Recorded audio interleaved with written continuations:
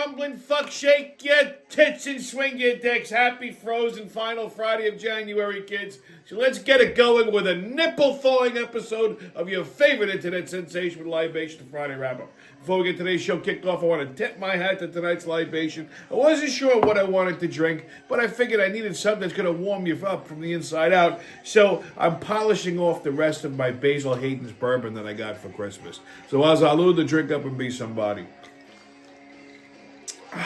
Oh, it's so good. I'm surprised it lasted as long as it did with me. Okay, kids, what a fucking week. So how about that fucking blizzard we had on Sunday, huh? Holy fucking shit. Huh. I had to dump at least a little over 2 feet, I think. I mean, it was just fucking crazy. So, Sunday, it's just coming down like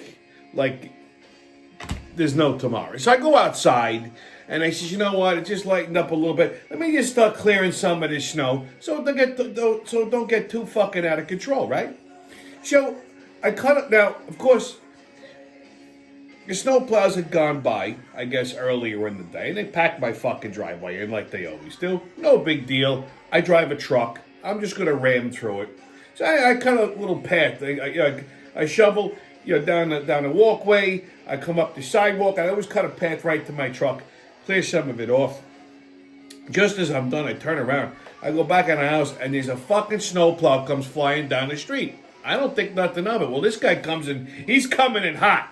So he turns the fucking plow, and it throws this tidal wave of snow over the sidewalk that I just shoveled. Just filled it back up like nothing happened. I'm standing there like this, my mouth open. I says, you gotta be fucking kidding me. I says, you know what, Tommy, go inside, because if you go, I was ready to go after the fucking guy. I've done that before, by the way. I've chased one of these motherfuckers down, pulled him out of the truck, beat the shit out of him. Okay? I said, you know what, no.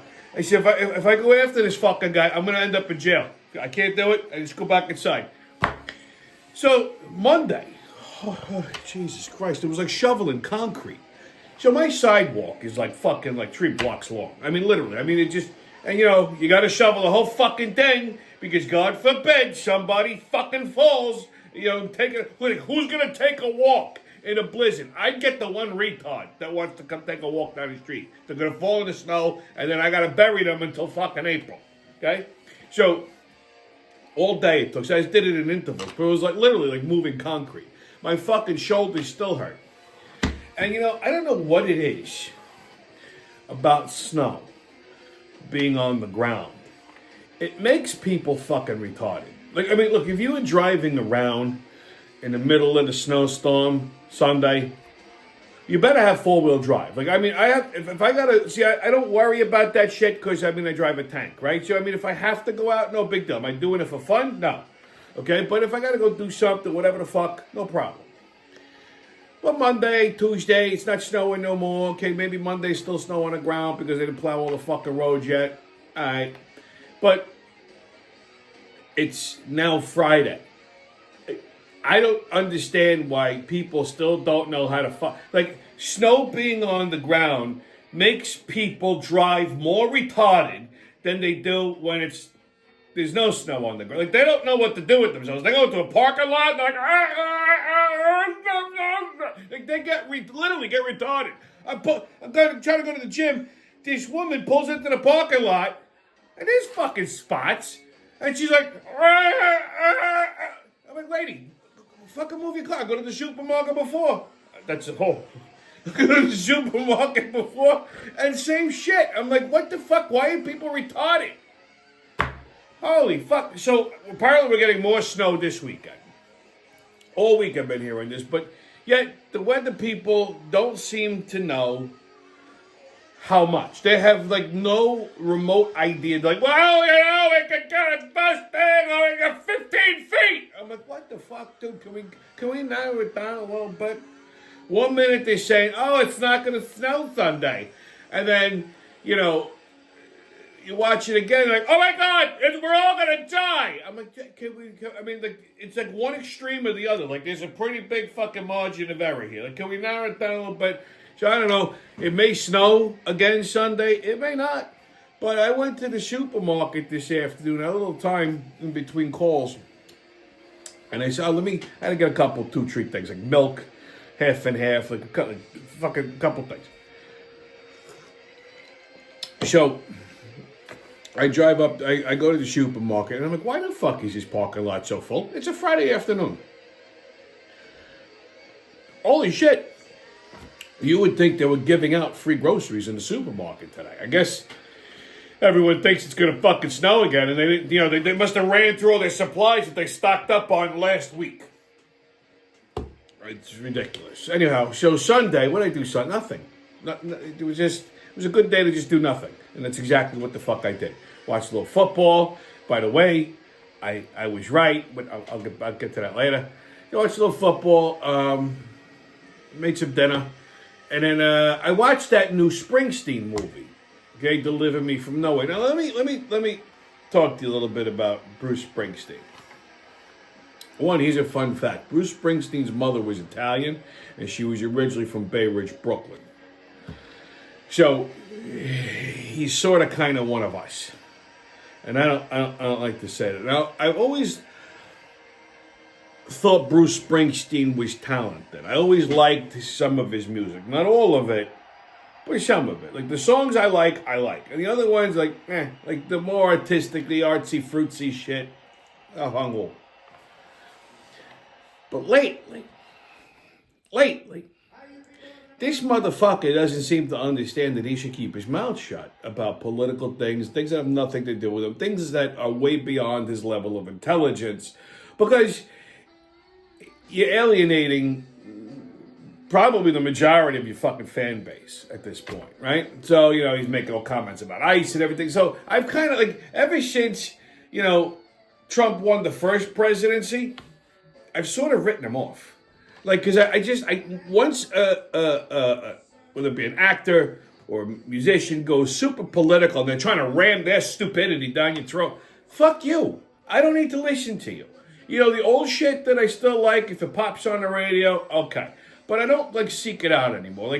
He sort of, soured me on him, And, then he made comments about ICE a couple weeks ago. I'm like, this guy's a fucking fool. It's easy for the fucking millionaire to comment about what's going on in Minnesota from New Jersey. Meanwhile, the guy's fucking clueless. He was always fucking clueless, okay? So anyhow, they make this biopic movie, Deliver Me From Nowhere. The title should have been enough of a enough of a warning for me. Now I'm 2 for 2 with movies this month.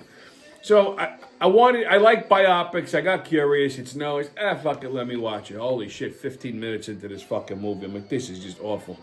It was awful. Don't waste your time. Don't waste your time. I do these things so you don't have to fucking waste your time. You're welcome, America. Yeah, it was just fucking Deliver Me From Nowhere. That's the most appropriate title I've ever heard for a fucking movie. It was a movie about nothing. I thought it was going to be a little bit of a autobiography or something. No, it was about him making his second album and third album in 1982 about that all acoustic fucking shit album he made in Nebraska and how his artistic integrity. On gold, please. The best part of that whole fucking movie, okay? The best part of the whole fucking movie was the 1981 Camaro Z28 he was driving. I swear to God. Okay? Outside of that, piece of shit. The guy who played Springsteen, Jeremy Allen White, I like that kid. He looks a little stonado, but I think he did a good job. But the movie was just overall awful. Okay? Oh, the poor artist is depressed. I guess he suffers from fucking depression. Get the fuck out of here. Anyway, all it did was make me dislike him more. Okay, don't waste your time. Sad news today. Catherine O'Hara died, age of 71. Catherine O'Hara played the mom in Home Alone. She was also in that TV show Schitt's Creek. She played Delia Dietz in Beetlejuice. I always liked this lady. She had a weird-looking face, and Irish women don't age very well. I'm sorry.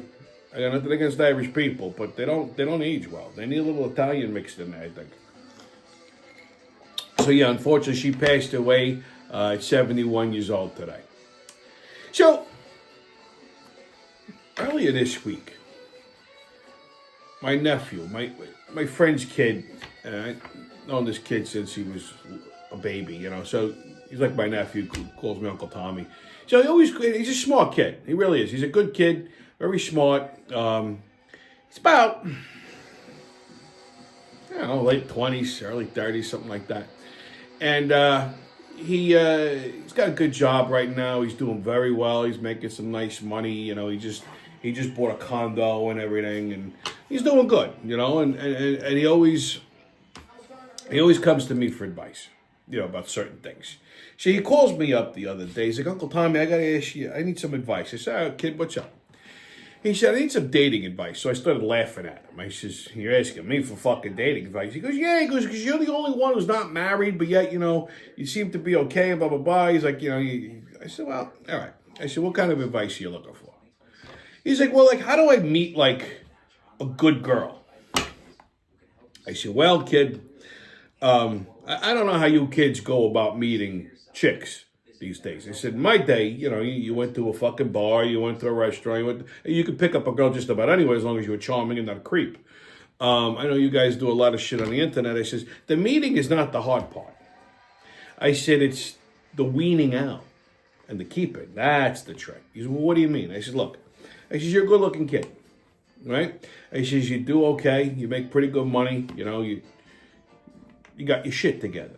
I said, so what you have to do is you got to be careful. He goes, what do you mean? I said, well, women are a lot smarter than guys. I says, they always have a fucking agenda. 9 times out of 10, they all have a fucking agenda. Sometimes that's a good agenda. Don't get offended when I say, sometimes that's a good agenda, and sometimes it's a diabolical one. Okay? The majority of them tend to err towards the diabolical side. I said, kid, let me tell you something. When you go out with a chick for the first time, you got to approach it a certain way. He goes, what? He's like, well, how? I said, you gotta approach it as if it's a business venture. He goes, I said, listen to me. I said, when you go out with a girl for the first time, you got to approach it like it's your business venture. I said, understand something. If a relationship is what, I said, if you're just looking to fuck abroad, all this advice goes right out the window. I said, no, I want to, settle down. Those guys, girlfriends. Okay, fine. So you listen to your uncle, okay? I said, so if you're going to do that, that's your approach. When you go out with a girl, you got to look at it as a business venture because it's an investment of time and money, just like any business is. So you have to make sure that your investment is worth the time, the money, and the fucking potential aggravation that it's going to bring you. Some are, some are not. I said, so I'm going to give you a system of questions, interview questions, that's going to help you streamline this whole process. I said, but you got to have the balls to go through with it. He said, what kind of questions? I said, first off, I said, when you go out with a girl for the first time, however you meet her at a bar, whatever the fuck, on an app or something, I said, always go for drinks and appetizers. Don't go for a full sit-down fucking dinner, okay? Don't do that. He says, why? I said, trust me, okay? Forget this old school bullshit, okay? Me and your father that we all grew up with. I said, forget that for a second. I said, this is a new world. You go a nice place, drinks and appetizers, always sit at the fucking bar. Never sit at the high top, never sit at the fucking table. Always sit at the bar, you're sitting side by side. That way, if this fucking thing goes sideways and this bitch walks, you just, next. He goes, you serious? I said, listen to me. I said, so when you meet up with the girl, or whatever, you want to pick her up, how are you going to do this? Okay? I said, you got to ask the right questions. I said, the first question you're going to ask her is, what do you do for a living? He's all like small talk. I said, no, this is not small talk. This is recon. This is information gathering. I said, let me explain why I'm asking you that. Because based upon what she tells you she does for a living, you could quickly ascertain how much money she makes. Because I make plenty of money, so that's the point. You make plenty of money. They know you make plenty of money. Most of these girls are looking for a future retirement plan. A lot of these women are interested in what's in your pants, but not your dick. I said, so you have to ask how much they make for a living. He said, why is that matter? I said, let me explain something to you. I said, I personally will never date, long term, a woman that makes less money than me. She has to make at least half of what I make. Either half or more. Anything in between is perfectly fine. I said, and here's why. Because if they make at least half or more than what you make, they don't need you. They genuinely want to be there. Or you could eliminate money as one of their motives. Because I never fucking thought of that. I said, exactly. I said, if they're making less money than you, they're gold digging. Get the fuck out of there. Okay? Now, you're young, so the bar is set a little low. I said, when you get to my age, it's a whole different fucking ball game. I'm a goddamn unicorn. I said, so you have to. I said, I said, I'm telling you, this is the best advice you're ever going to get. You never date a woman who makes less money than you. She has to make at least half, preferable. You know, that's the bare minimum. I'm more of a prick. I have a threshold. For me, if you make less than $100,000, keep fucking walking. Don't even fucking talk to me. Okay, you can't afford to sit next to me. Okay, and that's the God's honest truth. I said, so once you figure, I said, if they make less money than you, I said, if you got to ask them, fucking ask them, because they will ask you that question. Because isn't that offensive? I said, fuck them, who cares? Offensive. I said, if they're about, I said, if they got the right intentions, they're not going to get too offended. And I said, you can even explain why you're asking. If they get bothered by that, then they were gold digging. Let them pay for their drink, have a nice fucking day, get out of here. I said, now if they make it past that question, the next question is, who'd you vote for? If they don't say Donald Trump, pay that fucking check, get the fuck. I don't care if they make $300,000. Pay the fucking check, get the fuck out of there. They're too stupid for you. He's laughing. I said, kid, I ain't kidding. He goes, no. He's like, Uncle Tommy, I think you're onto something. I said, trust me, I know exactly what the fuck I'm talking about. I said, once you get past all of those, then they're all going to have some kind of a situation. Okay? Ideally, you want them to be not married, no kids, none of that shit. But they're all going to have a situation. At that point, you got to use your judgment. Make sure, see if that situation is going to be an issue or not an issue. I said, everybody's got their own personal take on that. I said, my personal view on that is different than yours. You're still younger than me, so you got a little time. I said, but those are the first two important questions. What do you do? How much do you make? And who'd you vote for? I said, I've never. Those two questions have never fucking steered me wrong. I said, now. He said, well, what if they're fucking crazy? I said, kid, let me clue you in on something. They're all crazy. All of them. There ain't no such thing as a normal woman. They're all nuts. I mean, guys are fucking nuts too, but for different reasons. So they're emotional creatures. So you got to figure out what your crazy tolerance is. He said, well, what about you? I said, surprisingly, I got a high tolerance for this shit. I said, I shock even myself because I have zero patience when it comes to things. I said, but, that's a whole different, that's when the judgment comes in. I said, but you got to get past those first two questions. For those are very important questions. I said, that's what makes this business venture worthwhile or not. Okay? Otherwise, it's a waste of fucking time. I says, now I'm going to tell you the bad news. You're going to have a lot of first dates. You're not going to have a lot of 2s and 3s. Okay? They make it to stage 2. They make it to stage 3. You figure it out from there. I said, but here's the next solid piece of advice I'm going to give you. I said, if they give you this much aggravation in 6 months, broom them. Get the fuck out of there. If they're breaking your balls in the first 6 months, that's supposed to be the honeymoon phase. Everything's supposed to be nice, happy, pretty. If they give you any kind of aggravation, make one eyebrow go up, run. Because that's a headache. Wait, that's a fucking big red flag. That's going to be a potential headache later on down the line. I said, like I said, kid, you're going to have a lot of 1s and 2s. You're going to have a lot of, firsts, but not a lot of 2s and 3s. But you'll get there. And when you do, you'll find a good one, a solid one. Because, you get into marriage. Marriage is a fucking partnership. Like a business deal. Right? Now, every woman wants that 50-50. You have to have equal sex. When you get to that point, again, how much do you make? If you're contributing to 50% of the overall family expenses, then you got an equal say. If you're only, contributing 30%, you don't have a fucking equal say. You can give your opinion, but I'm going to overrule you. And listen, the same goes in reverse. If you're with a woman and she's the breadwinner, and you're contributing 30% of the overall expenses because that's what your salary, leads to, hey, then you don't have a fucking equal say. She may ask you, honey, what do you think if we do this? Here's my opinion, but honey, decision is ultimately yours. Whatever you decide, I'm right behind you 100%. That way, you're still keeping your dignity as a man. That's just still a manly answer, but it's also a very intelligent answer because now it's on them. They're like, oh, my husband loves me. He supports me. They go do whatever the fuck, and then they blow you later. Okay, and that's that. So that being said, it was funny. I had this whole conversation earlier in the week. And he's like, what? He took it to heart. He's like, wow. He's like, that really makes a lot of sense. Oh, thanks. No problem, kid. So fast forward the other night. What the hell was it? Wednesday? I think so. Thursday?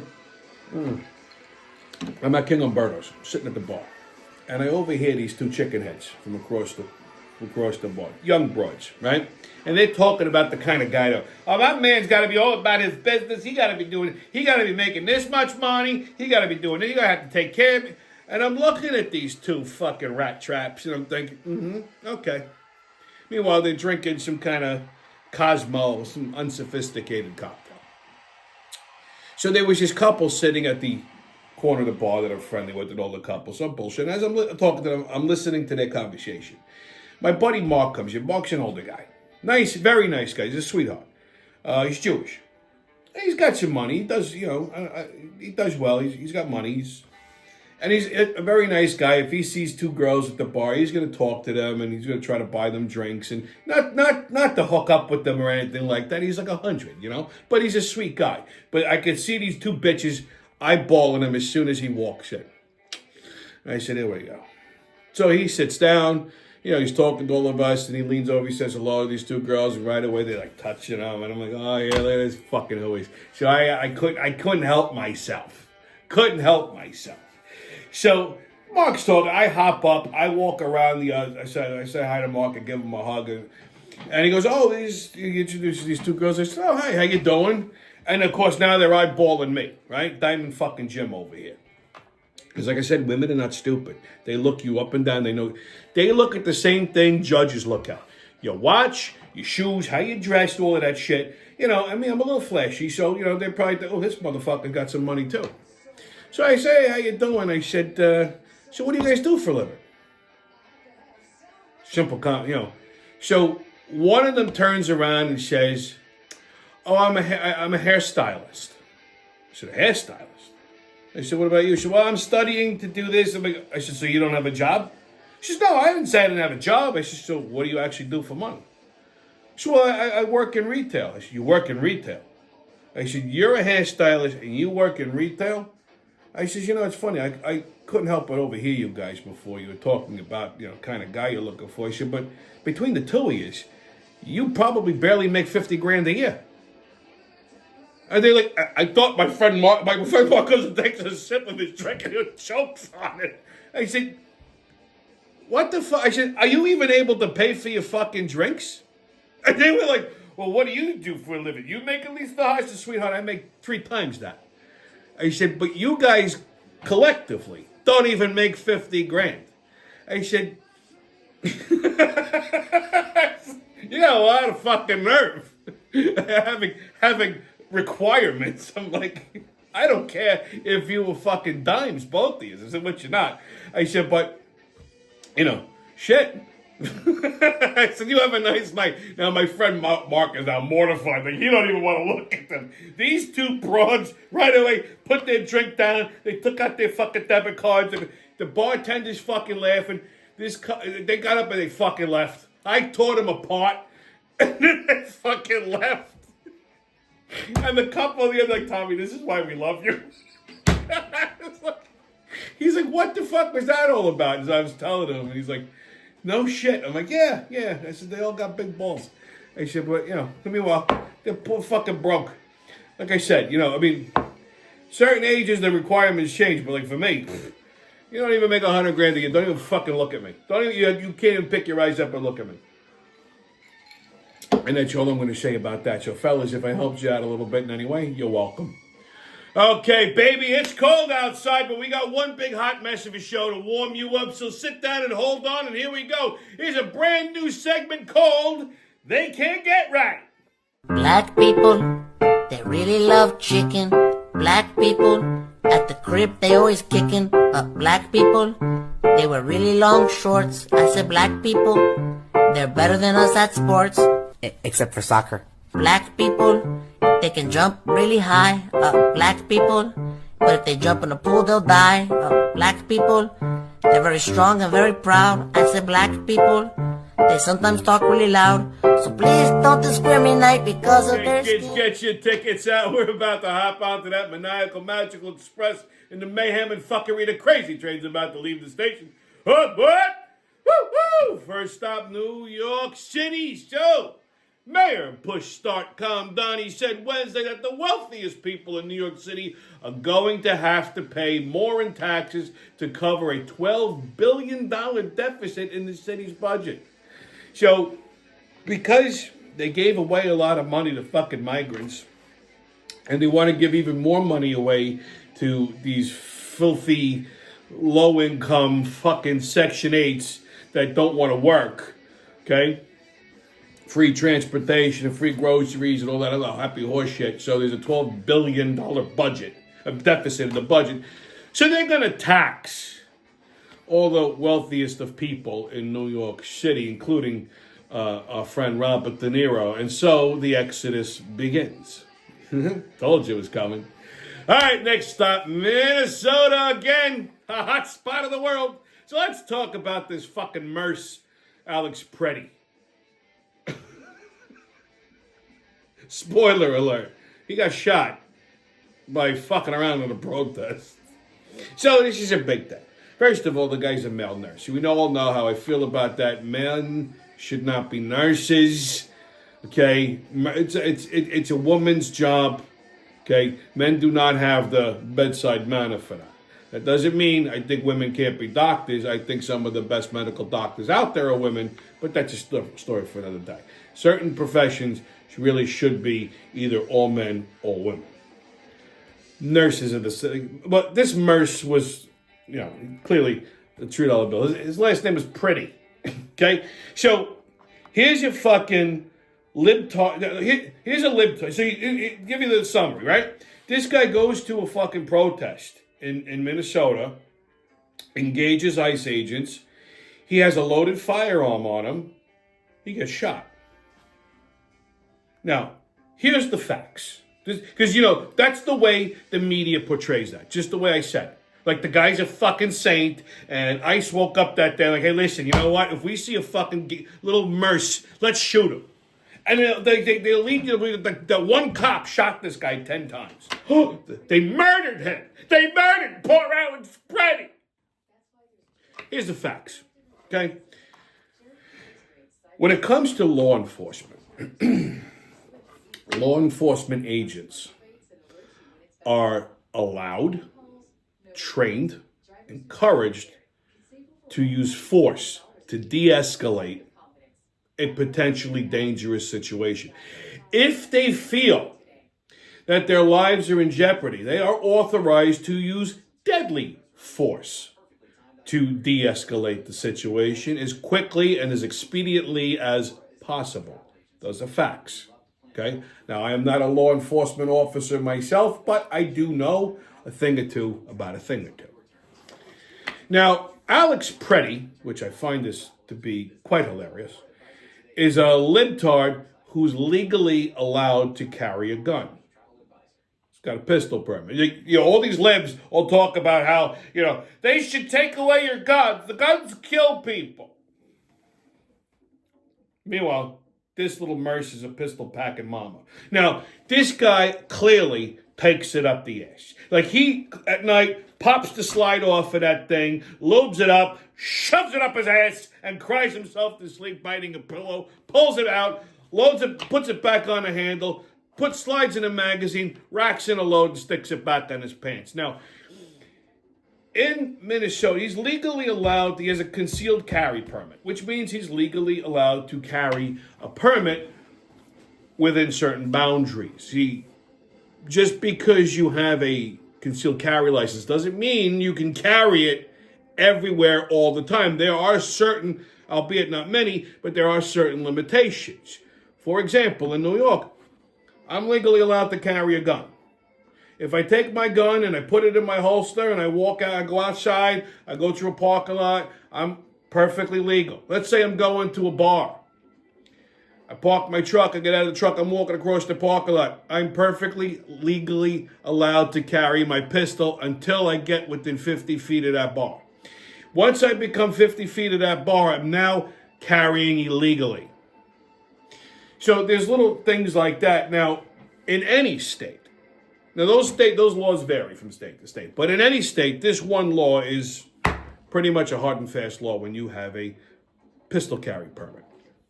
You can carry it legally, but you cannot carry it legally while engaging in an illegal act. If you're engaging in an illegal act, that pistol is now considered an illegal weapon. That's a fact. Now, here's another fact. The media falsely tells you he was engaging in a peaceful protest. No, he was not. That was not a legal, peaceful protest. A legal, peaceful protest is a bunch of these fucking droolers lined up on a sidewalk holding their little signs going, okay, that's peaceful protest. This man was not protest. He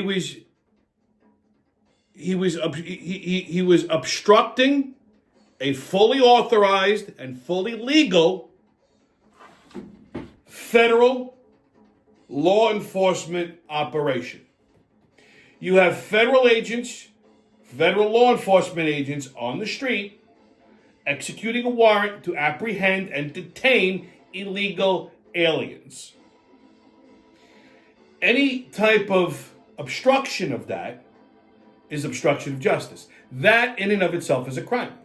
Okay? So the fact that this guy is obstructing ICE agents from completing their job, he is not protesting. It is not illegal. That is a crime. So the weapon that he has on him at the time that he's doing this is now considered an illegal weapon. Okay? So let's forget the fucking argument that he's... First of all, if you're going to a protest, why the fuck are you carrying a loaded firearm and extra magazines? If you're in fear for your life, if you're worried for your safety, here's a very easy way to fix that problem. Don't go. Stay home. No one needs you there. Okay? But the fact is, he wasn't there to stand there and hold a sign. He was there to fucking get engaged in ICE agents. He was there to obstruct justice. He was there to commit a crime. And the fact that he had a firearm on him at the time amplifies that. Now, I'm going somewhere with this. So he didn't get there and peacefully protest, and then they shot him. Okay? He would, if you see the videos, he's like a fucking wild little fairy. He kicked the fucking taillight off. He's screaming in ICE agents' faces. He kicked the taillight off of a fucking ICE agent's car. He's spitting at them. Now, in the midst of all of this, some lady, I don't know what the fuck she was doing, ICE agents threw her to the ground. They were going to detain her. This idiot puts himself in between the woman and the ICE agent. He said he was helping her up. They make this fucking guy out to be a saint. Bullshit. So, keep in mind, this is a bunch of ICE agents swarming, and this all went down in a matter of seconds. So you have like less than a millimeter of a second to make a fucking decision. So they're scuffling. So they're trying to get this guy off of her so they can arrest this woman. He's trying to again obstruct justice. So he's resisting arrest. You got a bunch of ICE agents now coming in, and one of the agents notices that the guy had a gun on him. He says, "Gun." All of a sudden, that's red alert. Now, he removes the gun from Alex Preddy's waist. I don't know if it was in a holster, if it was in a belt, whatever. I don't know. And again, this went split second. So I'm dragging it out for explanation purposes, but this was all matter of seconds. These agents are trained well. He says gun. Now that puts everybody in alert. They draw their weapons. At the time the guy pulls the gun, now, Alex Preddy was carrying a Sig Sauer. I think it was a 380. The reason I say this is because these guns have a defect that they're notorious for misfiring. Now, I'm not saying that's what happened, but it is a possibility. I don't know if the cop had his hand on the trigger because those things do have a hand trigger. What happened? Maybe the scuffle bumped the cop's hand, whatever. He says gun, removes the gun. The gun goes off. Preddy's gun goes off. The cop didn't shoot him with it. It just went off. So now, gun, bang! Boom, boom, boom, boom. Everybody starts shooting. So it's not one guy shot this guy 10 times. You got 6, 7, 8, you got 10 cops pointing their gun. You can't see nothing. This guy's resisting arrest. He's scuffling. Cop says he's got a gun, removes the gun. Gun goes off. Bang! They shoot him. Was this a tragic event? No. Tell you why. Totally avoidable. You know how you avoid it?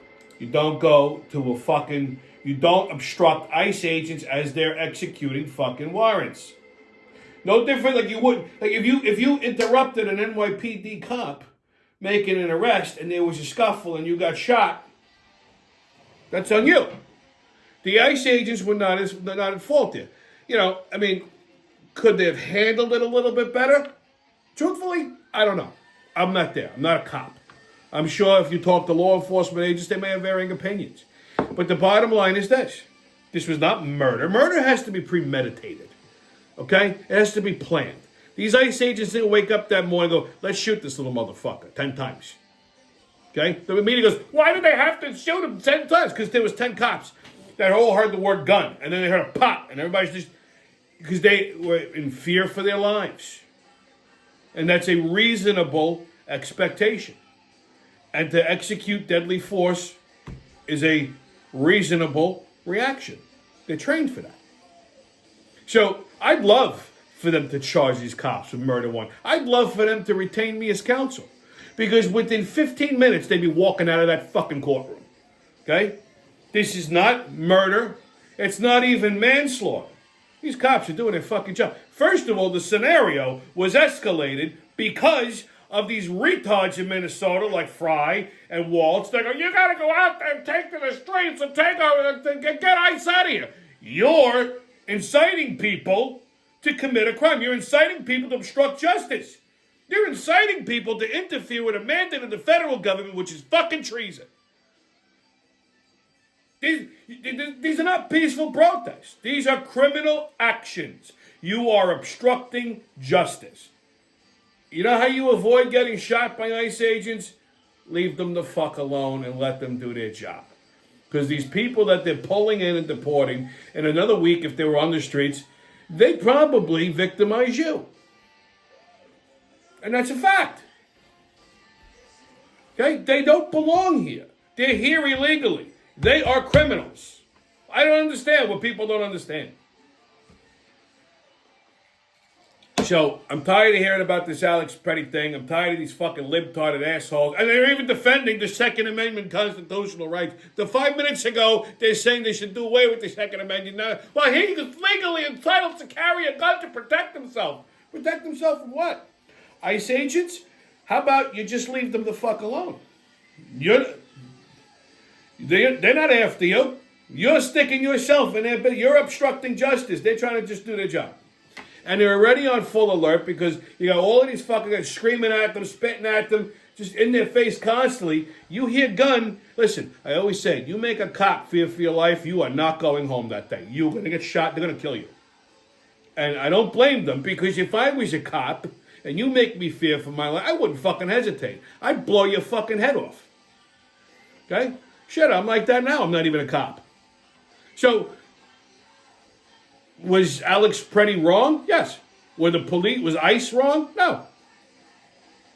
You want to not get shot by ICE agents? It's pretty simple. Stay home, mind your fucking business. Okay?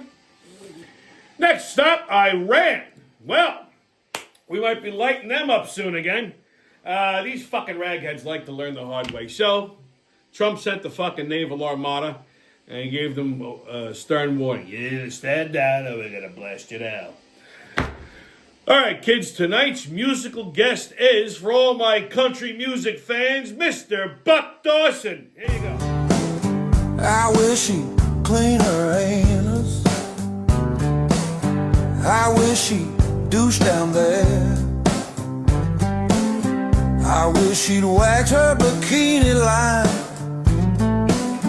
and deal with that bomb hair.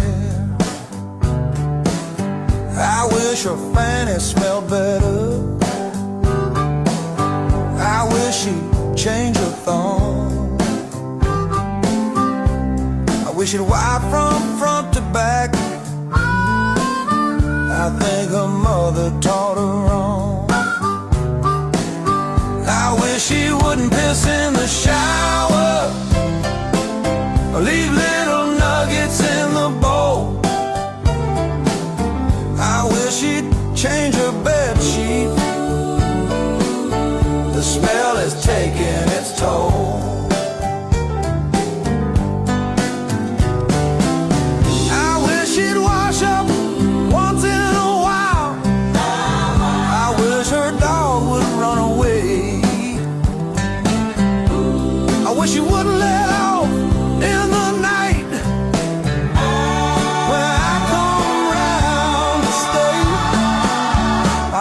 wish you'd put some effort in. I wish you'd keep the... I really love these musical guests. I don't know why we didn't have this sooner. All right, kids, your sports update. Well, NFL, I was right again. I told you. Pats and Seahawks in the Super Bowl. Well, Seattle is a 4.5-point favorite, and the money line odds give them about a 70% chance of running away with this. This is not going to be a remarkable game, kids. The Patriots had a nice run, but they got lucky. Okay, there's no way. They got no shot against Seattle. Seattle is just technically too good. They're too good. They're technically too good on the field. Darnold is a good quarterback. I mean, I wish he was that good when he was with the Jets, but whatever. They have a technically great team. I don't think it's going to be a total blowout. I think 4.5 points is pretty much an accurate assumption. You take this game with 6, and you're good. You just cover the spread. You take the 4.5 points. All you got to do is just cover the spread. That's 2 field goals. Well, that's a touchdown, which I think this game's really going to come down to a touchdown. So I don't think it's going to be a nail-biter of a game. I don't think it's going to be anything overly remarkable. It might be interesting to watch. I could see New England coming out of the gate hot, but they're going to run out of steam probably in the second quarter. So it'll be maybe a little back and forth, but this is going to be Seattle's game in the second half. It's not going to be a nail-biter. But I don't think it's going to be a total blowout either. So, I mean, hey, you can make a couple of quick bucks. I mean, if you're really feeling frisky and you want to take New England for the win, good luck. NHL, Rangers. I've had enough of this shitty fucking team this year. The Rangers are just abysmal. And this is a Ranger fan, a diehard fucking Ranger fan saying it. It's painful to watch. They had a 2-game series against the fucking Islanders this week. It's like watching your wife blow somebody else. It's ungodly. I'm like, this is just awful. Fucking awful. So if you still give a shit, Rangers are playing the Penguins Saturday at 3:30. Islanders coming off that fucking back-to-back win on the Rangers, cocksuckers. They play the Predators Saturday at 7 o'clock. NBA, you got Knicks and Trailblazers tonight at 7:30. Nets and Jazz tonight at 9:30. And Bulls and Heat Saturday at 8 o'clock. On Tommy's Pub and Grub Review, I got a couple to go over with. So I got a new place. Well, it's not new. It's been open about 5 years now. I just discovered it. It's called Bar Grazie. It's in Massapequa on Sunrise Highway. It's where the old Chow Baby used to be. It's like an upscale Italian bar and grill, and I love that kind of concept. So I went in there the other night, had dinner. It's a nice vibe. Like if you've ever been in the old Chow Baby, like the bar was in the front and they had the dining in the back, and they kind of flipped this. So they have like an overflow dining room in the front now, main dining and the main bar is in the back, and it's a nice, big, wide open space. Got a nice, airy vibe. Cool. Total Massapequa people. That's why I like it. So they're famous for their cheesesteak, apparently. And that's, right in my fucking wheelhouse. I'm a cheesesteak junkie, so I had to get that. And let me tell you something. It was fucking delightful. Now, am I going to go as far as say it's the best cheesesteak I've ever had? No. No. Am I going to say it's the best cheesesteak I've ever had this side of Philadelphia? Also, no. But it was definitely up there. This is a different kind of a cheesesteak. This is a gourmet cheesesteak, which is its own category. Still very good. Okay, better than most places. I mean, I loved it. So, let me paint the picture for you, as you can see. They use filet mignon as the meat. Now, that sounds luxurious, and it wouldn't have been my first choice, though, because filet mignon is tender, but it doesn't have a lot of marbling in it. It doesn't have a lot of fat. See, what makes a cheesesteak is you got to use a cut of meat that's got a lot of marbling, because that fat's got to render, and it's going to make the steak unctuous and juicy and delightful. You don't get the same kind of render with filet mignon. See, traditionally on a cheesesteak, your best cut is a ribeye. Okay, because there's a lot of marbling in there. The filet mignon was an interesting choice because you don't have a lot of fat content. So if you're not careful, this will dry out on you like that. But it was the accoutrement to the sandwich that elevated it. Like if you just took filet mignon, chopped it up with some onions, put some cheese on it, I hate to tell you, it's not going to be anything remarkable. But the way they did this, the steak was like butter. It was very tender, okay? But it was everything else and all working in unison on the sandwich, which made it fucking lights out. So, one, they use caramelized onions. So they it's not just the caramelizing it on the flat top. They use, you could tell, it was a very deep, very tender caramelized onion. So they took their time with that. That's key. That develops a lot of flavor. They have this 3-cheese blend fondue. It was like provolone, probably some fontina cheese, a couple, and it's just like a sauce, like a fondue, and they just put it down over the top. They just ladle it. It gets in there. It's very nuanced. It's just fucking. You could put that on a sneaker, and it would be delicious. But this was the fucking kicker. This is what put the sandwich over the top. They make this roasted garlic cherry pepper puree. Oh, yeah. And then they slather the bread with it. And then they put the steak and the onions and the cheese sauce on it and all that together. Oh, baby. And the bread is always key, right? They use a beautiful semolina, which, you can, I think, the best cheesesteak in the world. You put it on a shitty piece of bread, it's garbage. So they have a good piece of bread. They got a nice semolina, and that fucking sandwich was big. I didn't think I was going to eat half of it and then take the other half. It was so fucking good, I couldn't stop eating it. It was delicious. They serve it with some nice hand-cut truffle fries, which I love that. This place, I can't wait to sample the rest of the menu. I was looking at the menu, I was looking online. Holy shit. Fucking place is lights out. You're in Massapequa, go check them out. Bar Grazie. Grazie. Next stop, Long Island Bagel Cafe. Again, right over here in Franklin Square. So, was it Saturday? Or was it had to be Saturday. So Saturday, I was running around, I was a little hungry in the morning. So I stopped by, I said, you know what? Let me try the bacon, egg, and cheese. Okay? Because that was the one missing thing. So I got a bacon, egg, and cheese on a everything bagel. I don't know if the girl who took the order was hard of hearing or stupid or they don't have white American cheese. I always ask for white American. I prefer it over yellow. It's creamier.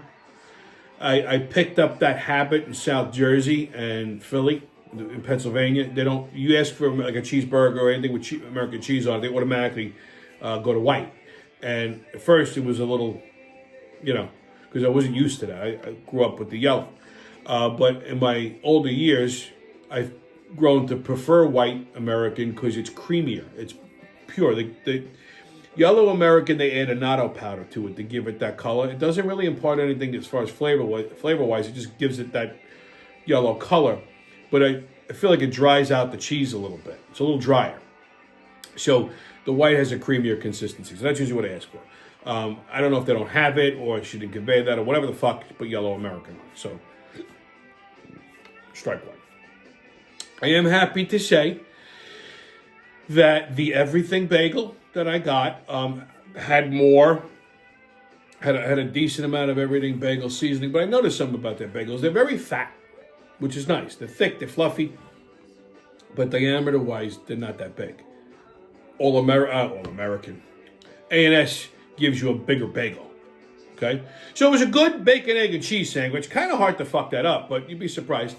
It was a good bacon, egg, and cheese sandwich. Again, I like the place. I'll definitely go back. Do I think it's better than A&S? No. That was the final decision right there. Okay? So it does not beat out A&S. A&S's title is safe to live to fight again another day.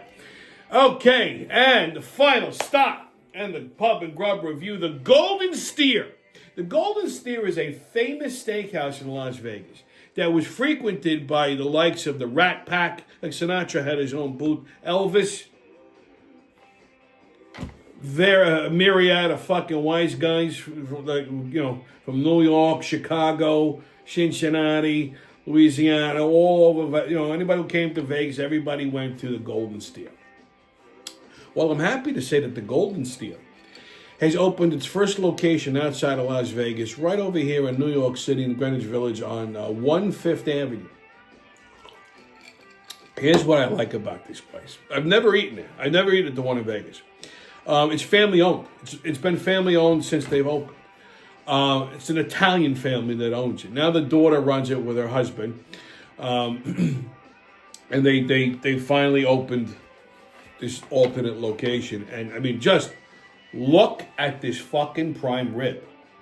Like well, prime rib is one of my favorites. I saw this and I'm like, the Jets started to go. I got to get down. I want to go just to have a nice slab of this prime rib. Like they got a nice king cut, like 22-ounce motherfucker, like the type that Widowmaker. So, this place is like I said, it's historically famous. It's a well-known spot in Vegas. The who's who and the where and the who's who is always there. In fact, I think they even had it at a casino. But so if you get a chance to go down to 1/5th Avenue, go check out the Golden Steel. Let me know how it is. All right, kids, your PSA. Did you ever go to somebody's house? Like you walk in, and they tell you you have to take your shoes off.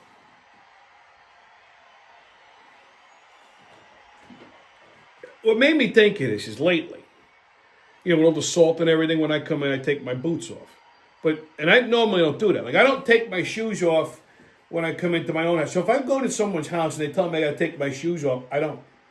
No, I won't do it. I absolutely won't do it. I've gotten into arguments with people, with girlfriends, like, you have to take your shoes off. I don't fucking have to do shit. I'll turn around and walk the fuck out. I'm not walking around your house in my socks. I got to talk to other people barefoot, and they're, God forbid, they're not wearing socks. You take your shoes off, you're throwing them in a big pile, and all people are just kicking their shoes off, and your shoes are going to get all fucked up. My shoes cost more than most people's cars. Okay? That's a fact. We all know I'm a sneakerhead. We all know. So there's no version of this fucking story where I'm taking my shoes off and leaving them haphazardly in the corner. What if I got to run outside? I got to sit there and I put my shoes back on. I'm going to through all the trouble of getting. What is this? The fucking airport? I'm not doing it. I refuse to. And I'll go no. And like everybody, I don't give a fuck. Everybody can fucking start fucking each other in the ass. That don't mean I'm going to chime in. I'm not doing it. My shoes are cleaner than your floors. I guarantee you. Okay? If you're worried about your... my wife has white carpets. Why? Why would your wife buy white? Is she fucking retarded? Why would you let your wife buy white carpeting? Is she new? You get these skinny princesses, the whole fucking room's gotta be white, but you can't touch nothing. Then don't have people over. Don't ask me to come over. I'm not taking my fucking shoes off. Go fuck yourself. I mean, look, if it's like shitty out, rainy, snowy, maybe I might make an exception. Maybe. But it's just an uncomfortable thing. If I have to, I won't stay. But 99% of the time, I will flat out tell you fucking no. I went someplace once and oh, you gotta take your shoes off. Everybody was taking their shoes off. I didn't. I just walked up and said, so, can you take your shoes off? I'm like, I can, but I'm not. So why not? I'm like, because why would I? If I wanted to walk around barefoot, I wouldn't put fucking shoes on. That's dumb. Well, I'm just worried about the carpet. No, you should have got stain guard. If your carpet can't stain up the shoes, it's shitty carpet. Don't use it. Don't ask me to come to your house if I got to take my fucking shoes off. I don't ask you to do it when you come into my house. Okay? It's like when you walk into someone's house, they have a shoe rack by the door, and people start packing. So get the fuck out of here. What if I'm wearing boots, right? Like Calvin, you gotta sit on the floor, you gotta pull your. Get the fuck out of here. Like, did you see my friend Cowboy Quesadilla? He's laying on the floor trying to kick his fucking boots off. Get the fuck out of here. Anyway, stay COVIDless, kids. No mask, don't ask haters, and kiss my ass. And remember, who loves you, baby? That's been your Friday wrap up, and I'll see you when I see you.